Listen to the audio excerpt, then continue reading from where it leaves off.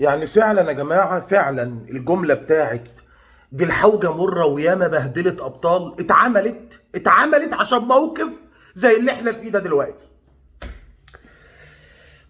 حد من اتحاد الكورة طلع بيتسأل سؤال، بيقولوا له ايه موقف اتحاد الكورة من طلب نادي الزمالك استقدام حكام اجانب لمباراته امام سيراميكا في الجولة الاخيرة من الدوري يوم 20 المقبل باذن الله.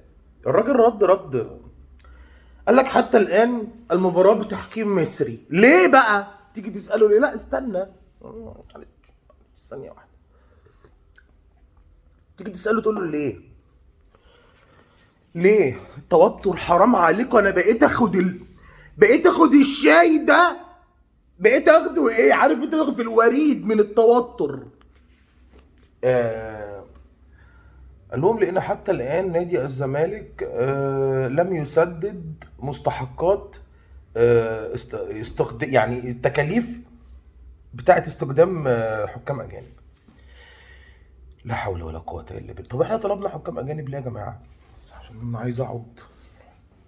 احنا طلبنا حكام اجانب ليه لما احنا مش هنبعت؟ ما هو انت بص، انت ما بتطلب حكام اجانب، احنا عشان ما بنطلبش حكام اجانب فتلاقينا مثلا نسينا او مش فاهمين لما بنطلب حكام اجانب انت بتطلب خلاص تمام، يا زمالك ابعت، فانت يعني اليوم اللي بتبعت فيه الطلب تاني يوم انت بتبعت الشيك ب 70,000 دولار يشوف هو هيصرف قد ايه ويبعت لك الباقي.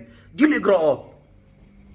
فاحنا طالبين من 3 ايام لحد دلوقتي مفيش شيك وصل. طب وبعدين يا جماعه؟ طب ادفع حماده منين؟ يا ريت.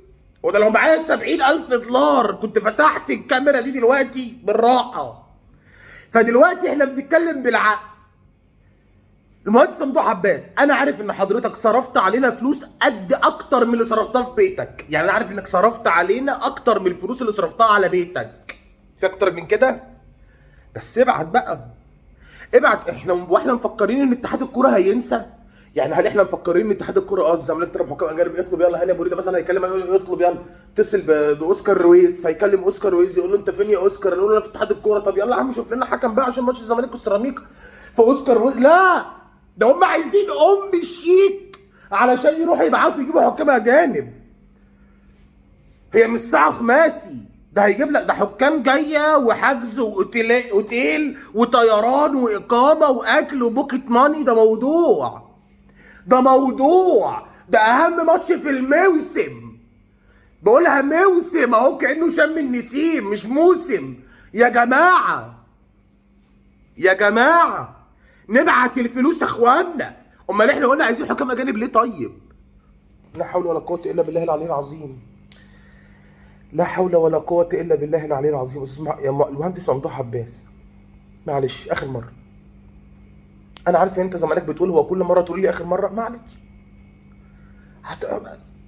النادي بتاعك وأنت كنت رئيس النادي وراجل، يعني أنت الرئيس الشرفي لنادي الزمالك. إن شاء الله الدنيا هتبقى كويسة وهتاخد فلوسك. كل قرش أنت اديته لنا أنا عايز أضحك وأنا بقولها لأن ده مستحيل يحصل، بس إن شاء الله بإذن الله كل قرش أنت اديته لنا هتاخده تاني او هندعي لك بيه يعني هتاخده حبيبي يا باشمهندس. بس والنبي بسرعه، الماتش خلاص النهارده 10 والماتش يوم 20، فاضل 10 ايام لحسن يقول لك لا السيستم قفل مش هينفع تطلبوا حكام اجانب خلاص. والنبي يا باشمهندس ممدوح الله يبارك لك ابعت الشيك والنبي. دي نقطة، أنا عايز نقطة. تخيل يجيب لي حكم مثلا يغلط في غلطة لا أنا عايز حكم أجنبي ويبقى يغلط عادي عشان مش عايزين صداع. يعني أنا لو اتظلمت من حكم أجنبي ما عنديش مشكلة، بس ما اتظلمش من حكم مصري لأنه بيعمل الظلم من حكم مصري بيعمل مشكلة. باشمهندس ممدوح معلش السلام عليكم.